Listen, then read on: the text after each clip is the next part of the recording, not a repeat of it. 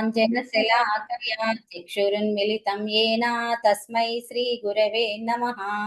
नमः ॐ विष्णुपादाय कृष्णप्रेष्ठाय भूतले श्रीमती भक्तिवेदान्ता स्वामिनिति नामिने। नमस्ते सरस्वती देवे गौरवाणी प्रचारिणे निर्विशेषा शून्यवादी पाश्चात्य देशतारिणे।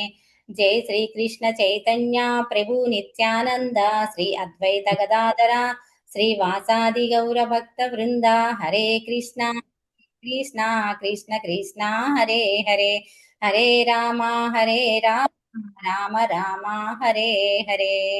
హరే కృష్ణ.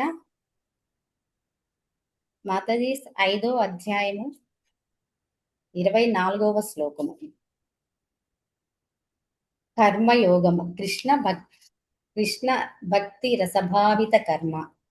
నిన్న మనము శుక్రవారంలో తెలుసుకున్నాం మాతాజీ. 23వ శ్లోకంలో ఏమని చెప్తున్నారంటే, దేహమును విడుచుటకు పూర్వమే ఇంద్రియ కోరికల్ని అదుపు చేసుకోవాలి అని గత శ్లోకంలో చెప్పారు మాతాజీ. అది అదుపు చేయగలిగిన వాడు మాత్రమే, అంటే ఎవరైతే ఇంద్రియాలని అదుపు చేయగలుగుతాడో వాడే కామాన్ని క్రోధాన్ని అణచగలుగుతాడు అనమాట. అట్టి దివ్య స్థితిలో ఉన్నవాడు జగములో చాలా సుఖంగా ఉంటాడు అని చెప్తున్నారు అనమాట. అంటే మనం సుఖంగా ఉండాలంటే ఏం చేయాలి? మన ఇంద్రియ కోరికల్ని నిగ్రహించాలి, అణిచివేయాలి అని చెప్తున్నారు అనమాట. ఇంకా ఇవాళ శ్లోకంలో ఏముందో చూద్దాం మాతాజీ. యోంతః సుఖోంతరారామః తదాంతర్జ్యోతిరేవ యః స యోగి బ్రహ్మ నిర్వాణం బ్రహ్మభూతోధిగచ్చతి. యోంతః సుఖోంతరారామః తదాంతర్జ్యోతిరేవ యః స యోగి బ్రహ్మ నిర్వాణం బ్రహ్మభూతోధిగచ్చతి అని చెప్తున్నారన్నమాట. అంటే ఏంటి? మనము గత శ్లోకములోనేమో ఇంద్రియాలను నిగ్రహించమని చెప్తున్నారు. ఇంకా మనము ఈ కామాన్ని క్రోధాన్ని వేగాన్ని కూడా మనం తగ్గించుకోవాలి. అటువంటి దివ్య స్థితిలోకి వెళ్ళిన వాళ్ళు మాత్రమే జగంలో సుఖంగా ఉంటారు అని తెలుసుకున్నాం అనమాట. ఇవాళ శ్లోకం ద్వారా మనం ఏం తెలుసుకుంటున్నామంటే, యోంతః సుఖోంత రారామః అంటే ఏంటి? ఎవరైతే అంతరంగమునందు సౌఖ్యము కలవాడు, అంతర్జ్యోతిరేవయః అంటే అంతరంగమునందే రమించువాడు, స యోగి బ్రహ్మ నిర్వాణం అంటే అతడు బ్రహ్మమునందు ముక్తిని, బ్రహ్మభూతోది గచ్చతి ఆత్మానుభవమును పొందును అని చెప్పారనమాట. అంటే యోగి యొక్క లక్షణాలు ఎలా ఉంటాయి అంటే, ఇంద్రియాలు నిగ్రహించేసుకున్నాడు అతను. అతనికి ఇంకా ఏంటి? కామాన్ని క్రోధాన్ని అణిచివేయగల శక్తి వచ్చింది. ఇంకా అతను ఏం చేస్తున్నాడు? జగమునందు సుఖంగా ఉంటున్నాడు. మరి ఆ యోగి ఎలా ఉంటాడు అంటే, అతను ఎట్లా ఉంటాడంటే అంతరంగమునందే ఆనందమును కలిగి ఉన్నవాడు, ఉత్సాహవంతుడై అంతరంగమునందే రమించువాడును, అంతరంగమందే లక్ష్యము కలిగిన వాడును అగు మనుజుడు వాస్తవం పూర్ణుడగు యోగి అనబడును. అంటే బ్రహ్మభూతుడైన అట్టివాడు అంత్యమున పరబ్రహ్మమునే పొందగలను అని చెప్తున్నారనమాట. అంటే మనం ఎప్పుడైనా సరే ఆ యొక్క అంతరంగములో ఆనందం ఎవరికి ఉంటుందంటే సామాన్య మనుషులకు ఉండదన్నమాట. యోగి అన్న వాడికి మాత్రమే అంతరంగంలో ఆనందం అనేది ఉంటుంది. మరి ఏంటి సాధారణ మనిషికి ఆ యోగికి ఉన్న తేడా అని మనం ఆలోచిస్తే మనకు అర్థం అవుతుంది అనమాట. ఏంటి? యోగి ఎలా ఉంటాడు? ఎప్పుడు తన దృష్టిని ఏం చేస్తాడంటే తన పూర్తిగా లోపలికి అంటే అంతరంలోకి చూస్తూ ఉంటాడనమాట. ఆయన బాహ్య వస్తువులతో ఆయనకు అసలు సంబంధమే ఉండదు. అట్లా బాహ్య వస్తువులతో సంబంధం లేకుండా తన ఆత్మలోనే తను నిరంతరం కూడా ఆనందాన్ని పొందుతూ ఉంటాడు. దాన్నే అంతర్సుఖము అంటారనమాట. అంటే యోగి అయిన వాడు ఎప్పుడైనా సరే బాహ్య వస్తువుల పట్ల అతనికి ఎటువంటి ఆకర్షణ ఉండదు అని చెప్తున్నారనమాట. అట్లా ఆకర్షణ లేకపోవటం వల్ల తను ఎలా ఉంటాడంటే అంతరంగంలోకి ఆయన ప్రయాణం ఉంటుంది. అప్పుడు ఏం చేస్తూ ఉంటాడు? తను చాలా ఆనందంగా ఉంటాడనమాట. అది మనలాంటి సాధారణమైన వాళ్ళైతే ఎలా ఉంటారంటే, మన మనసు ఎప్పుడు ఇంద్రియాలు అనమాట, పంచేంద్రియాలు, ఈ కళ్ళు, ముక్కు, చెవులు, నాలుక, చర్మము ఇవన్నీ ఉన్నాయి కదా, ఇవన్నీ కూడా ఎప్పుడు బయట ప్రపంచాన్ని చూస్తూ ఉంటాయన్నమాట. ప్రతి కనపడ్డ వస్తువు మనకే కావాలి. అది దొరికిందా సంతోషం, దొరకలేదా అంత బాధ అన్నమాట. మనకున్నంత బాధ ఇంకెవరికి ఉండదు. మనకి లేకపోయినా పర్లేదు, పక్కన దగ్గర ఉంటే ఇంకా బాధ మనకి. ఇంకా అయ్యో నాకు లేదే, మళ్ళీ పక్కన దగ్గర ఉంది అని ఎక్కువ బాధపడి చెప్పుకుంటాం అన్నమాట. మన ఇంద్రియాలన్నీ దేనికి వాడతాము అని అంటే, అవి మంచి ఆహారం తినటానికి, అంటే బాగా రుచికరంగా ఉండాలి నాలిక. మన దేహం లో కూడా ఎక్కువ సంతృప్తిని కోరుకునేది ఏంటంటే నాలికేననమాట. నాలికని తృప్తి పరచడానికి మనం చాలా కార్యాలు చేస్తూ ఉంటాం అనమాట. అయితే చక్కగా మంచి మంచి ఆహారం వెతుక్కుంటూ ఉంటాం. సాధారణ వాళ్ళ ఆ! ఇంకా ఏం చేస్తాము, మన కళ్ళు, ముక్కులు, చెవులు మన ఇంద్రియాలుంటాయి గదా! కళ్ళకి ఏం చేస్తున్నారు ఇప్పుడు వాళ్ళంతా కూడా సినిమాలు చూడటము, లేకపోతే బయట ఉంటాయి గదా! రకరకాల విషయాలు. బాహ్య సుఖాలు అవి అయితే సీరియల్స్ మన కళ్ళకి ఎయ్యిగా ఉంటాయి చూపించడము. చెవులు ఎప్పుడు పక్కన వాళ్ళ చెప్పడం మీదే వీటికి ఆసక్తి అనమాట. అవి వింటూ శ్రవణానందం అనమాట. హరే కృష్ణ మాతాజీస్ ఎవరో మాట్లాడుతున్నారు మాతాజీ మీట్లోకెళ్ళండి. హరే కృష్ణ. హరే కృష్ణ ప్రభుజీస్ మాతాజీస్ కొంచెం సహకరించండి. ఎప్పుడైతే మనము అలా ఇంద్రియాల్ని భౌతిక సుఖాలు వీళ్ళంతా కూడా చాలా సాధారణమైన మనుషులన్నమాట. అదే యోగి అయితే ఏం చేస్తాడు, తన ఇంద్రియాలను చక్కగా నిగ్రహించుకుంటున్నాడు. అతను పూర్తిగా తన యొక్క అంతర్ముఖంలోకి వెళ్తున్నాడన్నమాట. అలా వెళుతున్నాడు. బయట బాహ్య వస్తువులతో ఎటువంటి సంబంధం లేకుండా ఉంటున్నాడు. ఆత్మలోనే అతను ఆనందాన్ని అనుభవిస్తున్నాడు. ఇంకా ఏంటి అంతరారామః అన్నారు. ఇంకా ఏంటి అతను ఏకాంతంలో చాలా ఆనందంగా ఉంటాడు యోగి అనేవాడు. అదే మనలాంటి వాళ్ళైతే ఎలా ఉంటారు? ఒక్కళ్ళే ఉండాలంటే అసలు మనకి ఇష్టపడతామా మాతాజీస్ ఎవరమన్నా? భయం భయంగా ఉంటుంది మనకి. ఆ! ఒక్కళ్ళే ఉంటే బోర్ కొట్టేస్తుంది. ఎందుకు కాసేపు సెల్ ఫోన్‌లో నెట్ ఆగిపోతేనే మనకేం తోచదు. అయ్యో! టీవీ రావట్లా, సెల్ ఫోన్ రావట్లేదు, ఇంక నాకేం తోచట్లేదు, బోర్ కొట్టేస్తుంది అనుకుంటాం అనమాట. ఒంటరిగా ఉండటానికి అసలు ఇష్టపడము. మనం ఎప్పుడు గూడా సంగత్వాన్ని కలిగి ఉంటాం. ఎటువంటి సంగత్వము అంటే దుష్ట సాంగత్యంలోనే సాధారణ జనాలంతా గూడా కాలాన్ని గడిపేస్తూ ఉంటారనమాట. కానీ యోగి అయిన వాడు అంటే ఆత్మజ్ఞాని అయిన వాడు ఎలా ఉంటాడంటే ఏకాంతాన్ని కోరుకుంటాడనమాట. ఏకాంతం ఉంటే అతనికి ఎంతో ప్రశాంతంగా ఉంటుంది. ఎందుకంటే అతను బాహ్య ప్రపంచం ఇచ్చే అలజడుల నుంచి అతను చాలా దూరంగా ఉంటాడు. అందుకని తన అంతరంగం నుండి అతను ఎక్కువ ప్రశాంతతని, ఆనందాన్ని ఇస్తుందనమాట. ఇప్పుడు ఒక అందమైన తోట ఉందనుకోండి మాతాజీస్.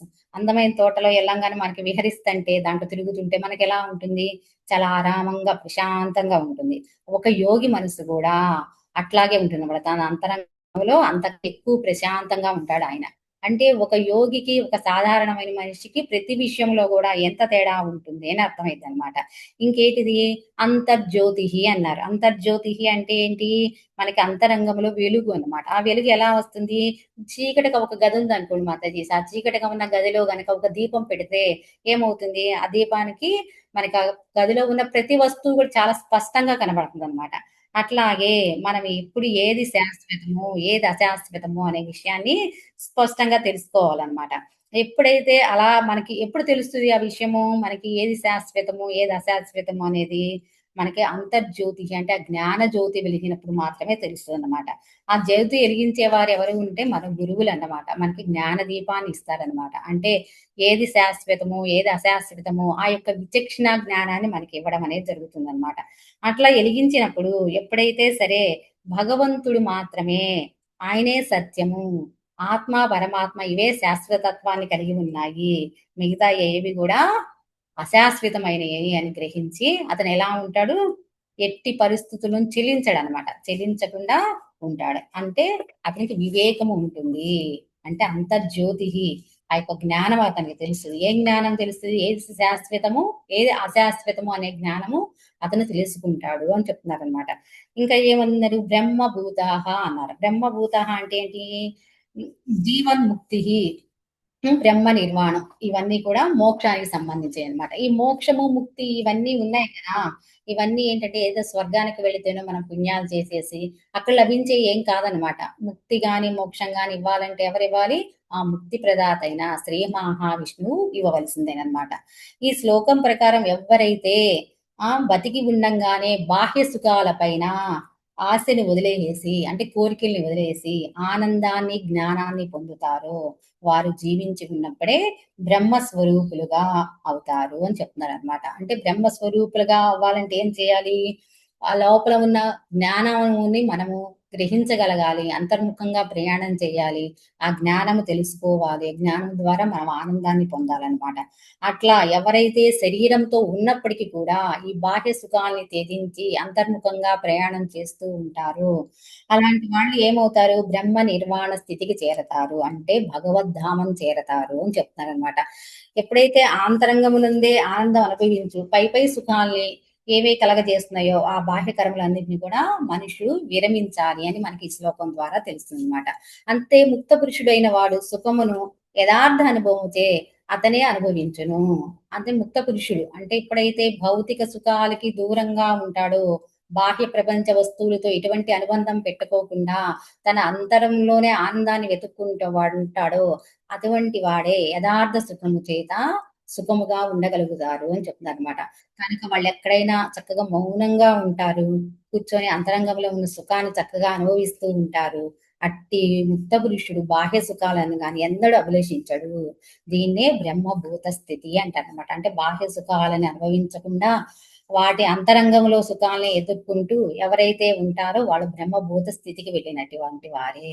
అట్టి స్థితిని పొందిన మనుషులు భగవద్ధామమును నిత్యముగా చేరతాడు అని మనకి ప్రతిపాదుల వారు భాష్యం ద్వారా మనకు అర్థమవుతుంది మాతాజీ. అంటే మనం ఏం చేయాలంటే ఇప్పుడు మనకి జగన్నాథ్ దాస్ బాబాజీ ఉన్నారు. ఆయన చాలా 140 సంవత్సరాల పైనే జీవించారు. ఆయన ఎప్పుడు ఆనందాన్ని బయట ఉన్న వస్తువులు అసలు వెతుక్కోలేదు అనమాట. ఆయన ఎప్పుడు కూడా అంతరంగం నుండే ఎంతో ఆనందాన్ని పొందుతూ ఉండేవారనమాట. ఆయన ఎంత ముసలివారంటే కనీసం తన కనురెప్పలు కూడా తను తెరవలేరనమాట ఆయన. కళ్ళు ఆయనకి ముయ్యసుకుపోయి ఉండేవి. ఎందుకంటే వృద్ధాప్యం ద్వారా మనకి ఆ శరీరం అంతా కూడా మెత్తబడిపోతుంది కదా! ఆ కనురెప్పలు ఎలా ఉంటాయంటే వాలిపోయి ఉండేయన్నమాట. ఆయన చూడాలన్నా కూడా ఇట్లా కన్ను లేపి ఎవరైనా చూపిస్తే గాని బయట ప్రపంచాన్ని ఆయన చూడగలిగేవారనమాట. అంత ముసలాయన. కానీ ఎప్పుడు ఎలా ఉండేవారంటే చాలా ఆనందంగా ఉండేవారు. ఎందుకంటే ఆయన బ్రహ్మభూత స్థితికి చేరిపోయారు. ఆయన యొక్క శిష్యుడున్నాడు. ఎవరంటే బిహారీ అంటారు. ఆ బిహారీ అన్న ఆయన ఏంటంటే, ఆయన ఎక్కడికి వెళ్ళాలన్నా గూడా ఆయన్ని ఒక బుట్టలో పెట్టుకొని ఆయన నడవలేరు వృద్ధాప్యం వల్ల. అందుకని బుట్టలో పెట్టుకొని మోసుకొని వెళ్తూ ఉండేవారనమాట. ఆ బృందావన కుంజాల్లో ఎక్కడ తిరగాలన్నా గూడా ఆయన ఎక్కడికి వెళ్ళాలనుకుంటే అక్కడికి ఈయన తీసుకెళ్తూ ఉండేవారనమాట. అలా తీసుకెళ్తూ ఉన్నప్పుడు ఒకసారి ఒక వనం దగ్గరికి రాంగానే జగన్నాథ్ దాస్ బాబాజీ అంటారు, "ఆ! ఇక్కడ బావుంది నాకు ఈ ప్లేస్ చాలా బావుంది. నన్నిక్కడ దింపేసేయి. ఇక్కడ దింపేసేయి" అని అంటారనమాట. అట్లా అనంగానే ఇంక ఈ బిహారీ ఏం చేస్తాడు, తెల్లవారితేనేమో ఏకాదశి. మరి ఈయన గారు ఇక్కడ దించేయమంటున్నారు. మరి ఈ పూట ఎక్కడన్నా ప్రసాదం తీసుకోవాలి. ఏం చేయాలో అర్థం కాదు. లేదు లేదు ఈ వనాల్లో నాకు చాలా బావుంది. ముందు ఇక్కడ దింపేసేయి నన్ను అనేటప్పటికి ఆయన దింపేసేస్తారు. ఏం చేద్దామంటే ఇద్దరం కలిసి జపం చేసుకుందాం అని చెప్తారనమాట. ఈ జపం చేసుకుంటా ఉంటే రేపు ఏకాదశి ఈ పూట ఏమైనా తింటే కదా రేపు మనం ఉండగలిగేది ఉపవాసము. అందుకని నేను ఈ పక్కనే ఉన్న గ్రామంలో ఏమైనా ప్రసాదం తీసుకొనొస్తాను మీకు అని చెప్తారనమాట. అలా చెప్తే ఆయనంటారు, ప్రసాదం ఏముంది ఎప్పుడైనా తీసుకోవచ్చు. నువ్వు కూర్చో. నాతో పాటు కూర్చొని జపం చెయి. ఇద్దరం కలిసి జపం చేసుకుంటూ ఉంటే అదే బావుంటుంది. తర్వాత ఆకలి గూడా ఎయ్యదు మనకి అని చెప్తాడనమాట. ఆయన చెప్పేటప్పటికి ఇంకేం చేస్తారు గురువుగారు చెప్పేటప్పటికి శిష్యుడు కాదనలేక ఆయనతో పాటు కూర్చుంటారనమాట. కూర్చొని జపం చేస్తూ ఉంటారు. ఆ నైటంతా గడిచిపోతుంది. తెల్లారితే ఏకాదశి. ఇక ఏకాదశి రోజు గూడా ఏం చేస్తాము, మళ్ళీ జపమే చేస్తూ ఉంటారనమాట. ఏకాదశి సాయంకాలానికొచ్చేస్తుంది. సాయంకాలంకొచ్చేసిన తర్వాత మరి రేపొద్దున ద్వాదశి ఉంటుంది గదా! నేనెళ్ళి ఆ గ్రామంలో ఎవరినైనా సంబారాలు అడిగి తెస్తాను. మనం వంట చేసుకుందాం. ద్వాదశి రోజు తిందాం అంటే, వంటదేముంది అసలు నామం చేస్తంటే ఎంత రుచిగా ఉంది. నాతో పాటు నువ్వు కూడా నామం చెయి. నేను పర్లేదు గురువుగారు మీరు బాగా వృద్ధులు. మీరెలా తట్టుకుంటారు ఈ ఆకలిని అంటే, పర్లేదు కూర్చొని ఆయన్ని కదలనీయడు, ఈయన కదలరనమాట. ఇద్దరు కూర్చొని జపం చేస్తూనే ఉంటారు. ద్వాదశి అయిపోతుంది. ద్వాదశి సాయంకాలం గూడా వచ్చేస్తుంది. ఆయన అంటారనమాట. నాకు ఇంకా ఆకలేస్తుంది. నా పొట్ట పట్టుకొని నాకెంతో బాధగా ఉంది. ఇక నేను తట్టుకోలేకపోతున్నాను అంటాడనమాట బిహారీ. అట్లా అనేటప్పుడు, "ఏ నువ్వు తట్టుకోలేవా? ఈ కొంచెం ఆకలిని నువ్వు తట్టుకోలేవా? నాకైతే అసలు ఆకలే వేయట్లేదు" అంటారు జగన్నాథ్ దాస్ బాబాజీ. అలా అనంగానే ఈయనకి ఎక్కడ లేని బాధ వచ్చేస్తుందనమాట. తిని 2 రోజులు అయిపోయింది గురువుగారు. మూడో రోజు గూడా వచ్చేసింది. నేనెక్కడ తట్టుకోగలను అంటే ఆయనేమో అంతరంగం నుండి ఆనందాన్ని అనుభవిస్తున్నాడు. ఆ జపము, ఆ నామం యొక్క రుచి ఆయనకు బాగా అర్థమైపోయింది. అందుకని ఆయనకసలు ఏమి తెలియట్ల. బాహ్య వస్తువులతో అసలు ఆయనకేం సంబంధం లేదు. అందుకని సుఖంగా ఉన్నారనమాట. అప్పుడు ఎప్పుడైతే బిహారీ ఆ మాట అంటారో అట్టయితే సరే. నువ్వెక్కడికెళ్ళవసరం లేదు. చప్పట్లు కొట్టు. ఓ 2, 3 చప్పట్లు కొట్టు అంటా ఉంటారాయన. చప్పట్లు కొడితే ఏమన్నొస్తాయా? అంటే మా గురువుగారు ఇవాళ ఏదో మిరాకిల్ చేసి నాకేదో మహిమ చూపించాలనుకుంటున్నారు అని అనుకుంటారనమాట. అట్లా అనుకోంగానే ఈయనేం చేస్తారు? చప్పట్లు కొడతారు. కొట్టంగానే పైనుంచి ఏమి రావట్లేదు అనుకుంటే ఒక మనిషొస్తాడనమాట. ఏంటి ఈ మూలలో ఉన్నారు మీరిక్కడ వనాల్లో? నేను ఇటు నుంచి వెళ్తున్న పాఠశాలని, జగన్నాథ్ దాస్ బాబాజీ అంతటి వారు ఇక్కడ కూర్చున్నారా, మా గ్రామంలో అందరినీ పిలుచుకొస్తాను, నాకెంతో సంతోషంగా ఉందని ఆయన పరుగున వెళ్తారనమాట. వెళ్ళి గ్రామంలో చుట్టుపక్కల ఉన్న గ్రామాలందరూ వాళ్ళందరికీ చెప్తారు. అందరూ రకరకాల పిండి వంటలు, పాల పదార్థాలు అన్నీ తీసుకొని వచ్చేస్తారనమాట. అవి ఎన్ని తిన్నా, ఎంత తిన్నా కూడా అవ్వవు అనమాట. దాదాపు వారం 10 రోజులు తిన్నా కూడా అవ్వవు. పాలు కూడా లీటర్లు తెస్తారు అక్కడ ఉన్న వాళ్ళు. అప్పుడు జగన్నాథ్ దాస్ బాబాజీ అంటారనమాట, మనము మన యొక్క నామం చేస్తూ ఉంటే ఆ భగవంతుడు మనల్ని ఆలకిస్తూ ఉంటాడు. మన లోపల కూడా ఆయన ఉన్నాడు కదా, అంతరంగంలో కూడా ఆయనే ఉన్నారు కదా, మన ఆకలి బాధ కూడా ఆయనకే తెలుస్తుంది, ఆయన ఏర్పాట్లు చేస్తారు అని అంటారన్నమాట జగన్నాథ్ దాస్ బాబాజీ. అంటే అంతరంగం నందు సుఖాన్ని అనుభవించే వాళ్ళు ఎంత బాగా ఆ నామం తీసుకుంటారు, ఆ నామానికి ఎంత రుచి ఉంటుంది. మనకైతే ఎప్పుడు 16 రౌండ్లు అయిపోతాయా అని ఆ రౌండ్స్ ఇంకా కౌంట్ చూసుకుంటూ ఉంటాం పద్దాకా. కానీ మన యొక్క గోస్వాముల స్థాయి అది కాదనమాట. అంతరంలో వాళ్ళకి అంత సుఖాన్ని అనుభవిస్తున్నారు భగవంతుడి నామాన్ని తీసుకొని. మనం కూడా అలాంటి శుద్ధనామాన్ని చక్కగా పలకగలిగితే మనకు కూడా ఈ బాహ్య వస్తువులతో ఉన్న ఆ సంబంధాలు అనేవి దూరం అయిపోతాయి అనమాట.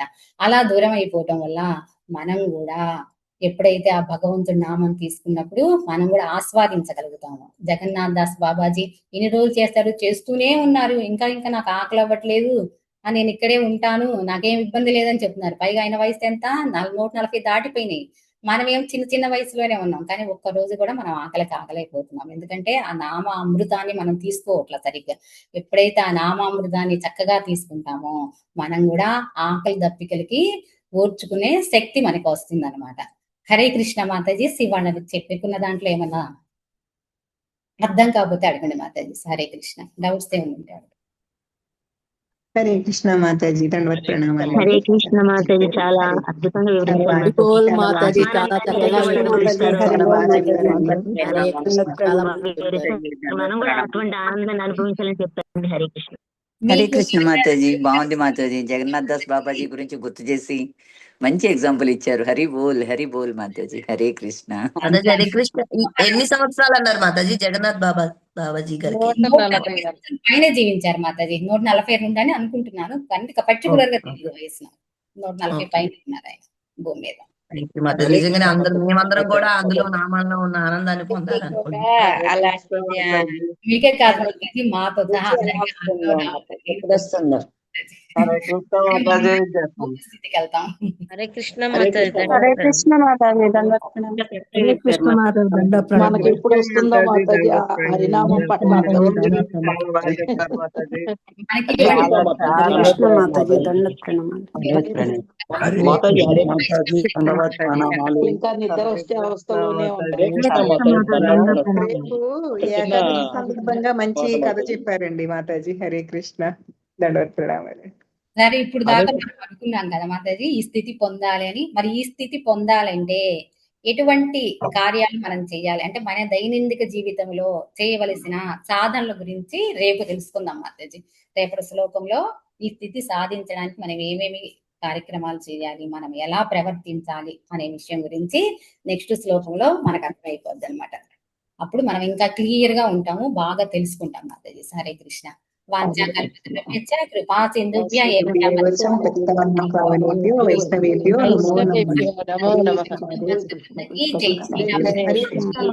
గురు మహారాజ్ గారి కోసం 3 సార్లు హరే కృష్ణ మహామంత్రం చేయించారు.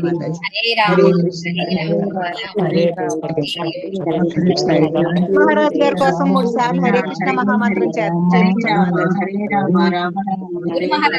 హరే కృష్ణ హరే కృష్ణ హరే కృష్ణ కృష్ణ కృష్ణ హరే హరే హరే రామ హరే రామ రామ హరే హరే హరే హరే హరే రామ హరే కృష్ణ కృష్ణ కృష్ణ హరే హరే రామ హరే రామ రామ హరే రామ రామ రామ హరే హరే కృష్ణ కృష్ణ హరే రామ హరే హరే హరే రామ హరే రామ రామ రామ హరే కృష్ణ హరే కృష్ణ కృష్ణ కృష్ణ హరే హరే హరే కృష్ణ థ్యాంక్ యూ మాతాజీ. హరే కృష్ణ మాతాజీ. దండవత్ ప్రణామాలండి. హరే మాతాజీ.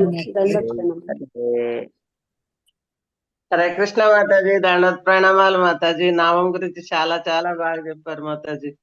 హరే కృష్ణ మాతాజీ. దండవత్ ప్రణామం మాతాజీ. హరే కృష్ణ. ఇది క్లోజ్ చేయాలి మాతాజీ. హరే కృష్ణ మాతాజీ. దండవత్ ప్రణామం మాతాజీ. రికార్డింగ్ కూడా ఆఫ్ చేయలేదు మాతాజీ. ఆఫ్ చేస్తా.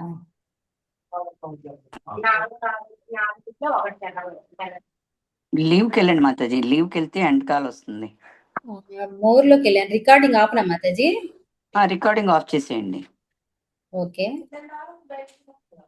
చూడండి ఎండ్ కాల్ ఉంటుంది, ఎండ్ మీటింగ్ కాల్ ఉంటుంది. అది హరే అది కృష్ణ. రికార్డింగ్ క్లోజ్ చేసి హరే కృష్ణ. ఓకే మాతాజీ, హరే కృష్ణ. ధన్యవాదాలు. రికార్డ్ ఆగిపోవాలా?